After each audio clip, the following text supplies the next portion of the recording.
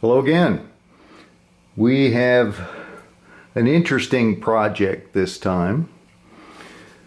It's a really nice pipe. The brand name is Llama or Loma.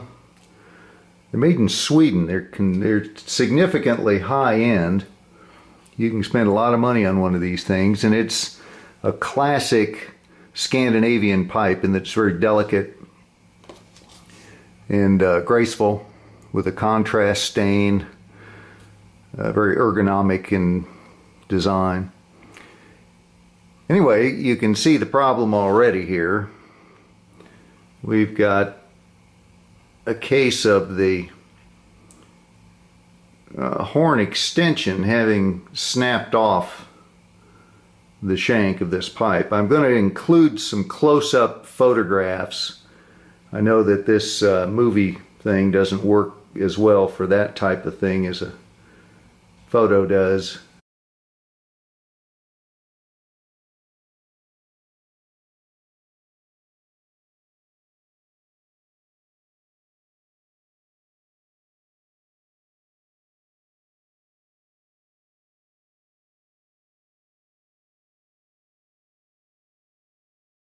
Now, if you're wondering how this got kind of mangled looking, it was an attempted repair. I can't tell if it was super glue or if it's epoxy. In either event, it broke apparently from a fall, and someone tried to glue it back together. And that actually added to the problems in this case because there's nothing that'll dissolve that stuff. You really have to just cut it off and start over. So whereas normally when people think of repair and refurb, that's bringing a pipe back to its original condition, restoration, restore, bringing it back to its original condition. And in cases like this, that's not an option. You can only get something that's externally similar to the original. That to reconstruct this as it originally was is no longer possible.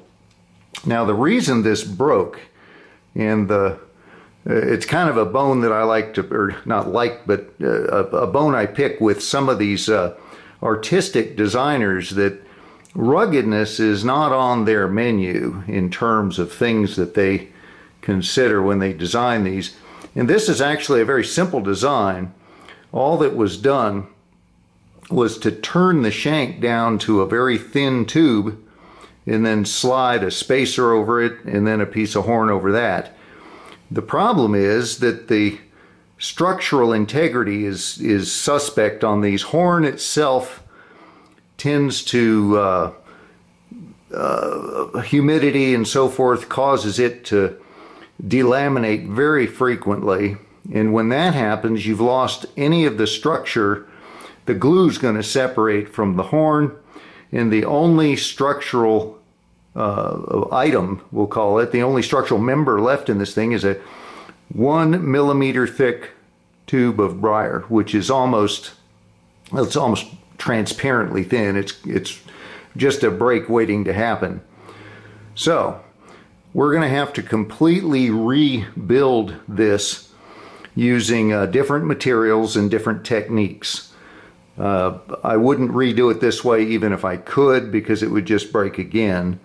So now cleaning up the epoxy or the super glue, whichever it is, we'll kind of have to play it by ear as we go along. Sometimes you can kind of scrape or peel that stuff off very carefully with a blade. Sometimes it has to be sanded. We'll just deal with it as we go.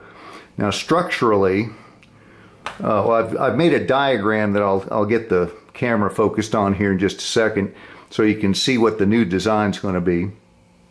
The materials are going to be tougher. A real horn is, as I say, it's a very dicey substance. There are people that have used this with no issues. It can be.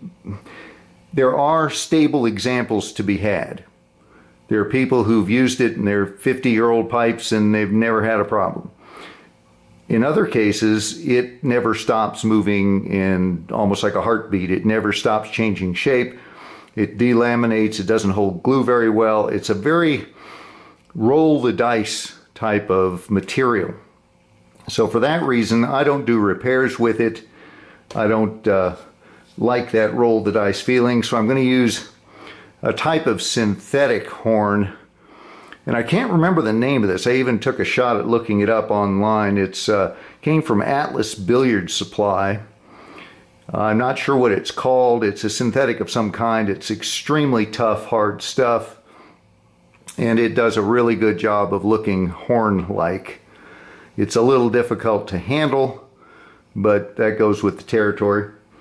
We're also going to use a chunk of Delrin, and that will create a smooth pocket for the stem, which, by the way, the stem is in outstandingly good condition. It needs a little cleanup.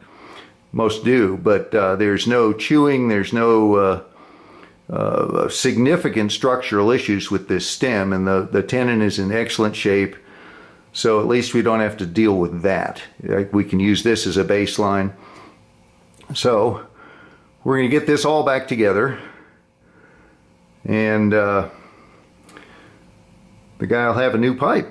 Well, in terms of a smokable pipe, because this is as I say, it's a nice one. It's a collectible item, and well worth the effort to bring it back to life. And there you go. I will now shut off the camera and then turn it back on to show you a chart that I drew that will better explain visually the concept of how we're going to reconstruct the shank on this. And so you have a mental picture to go with my words. And then we will begin.